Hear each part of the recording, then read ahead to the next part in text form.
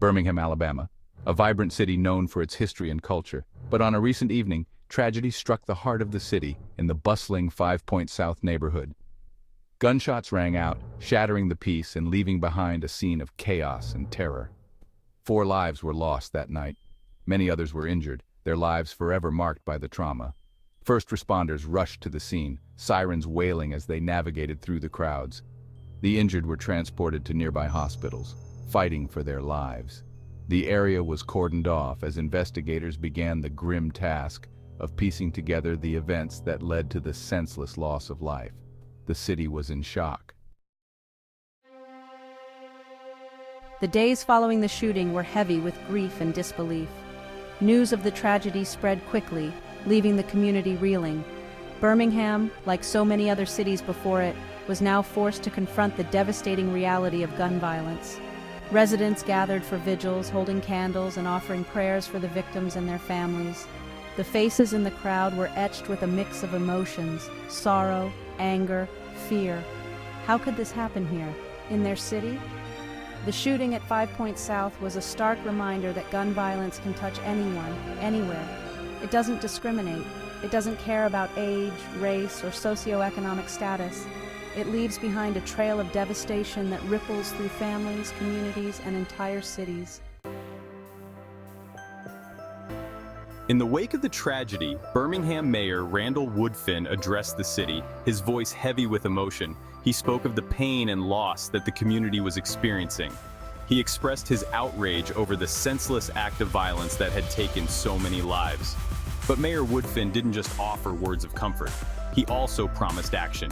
He announced a series of measures aimed at curbing gun violence in Birmingham, including a push to ban Glock switches, devices that can turn handguns into automatic weapons.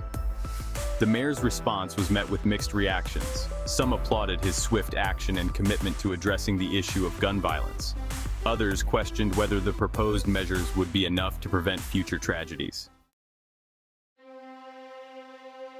The physical wounds inflicted by gun violence are often the most visible, but the emotional and psychological scars run much deeper.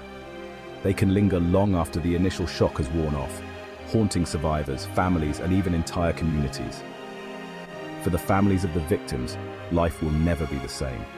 They will forever grieve the loss of their loved ones, their pain a constant reminder of the tragedy. Survivors of the shooting may carry both physical and emotional scars, struggling to come to terms with what they witnessed and experienced. Even those who weren't directly impacted by the shooting may experience a heightened sense of fear and anxiety. The tragedy can erode the sense of safety and security that is so vital for a thriving community. The unseen scars of gun violence can be just as debilitating as the physical ones, impacting every facet of life. In the aftermath of the Birmingham mass shooting, there is a collective cry for action, a demand for change. People are tired of the endless cycle of gun violence that plagues communities across the country. Many are calling for stricter gun control measures, arguing that easy access to firearms is a major contributing factor to gun violence. They believe that comprehensive background checks, bans on assault weapons, and limits on high-capacity magazines are essential steps in preventing future tragedies. Others believe that the focus should be on addressing the root causes of gun violence, such as poverty, lack of opportunity, and mental health issues. They argue that investing in education, job creation, and community programs is crucial in breaking the cycle of violence. Preventing future tragedies like the one that unfolded in Birmingham requires a multifaceted approach. It demands a commitment from lawmakers, community leaders, and individuals alike.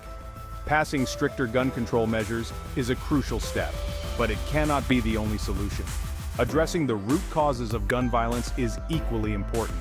This means investing in communities, providing opportunities for young people, and addressing issues like poverty and mental health.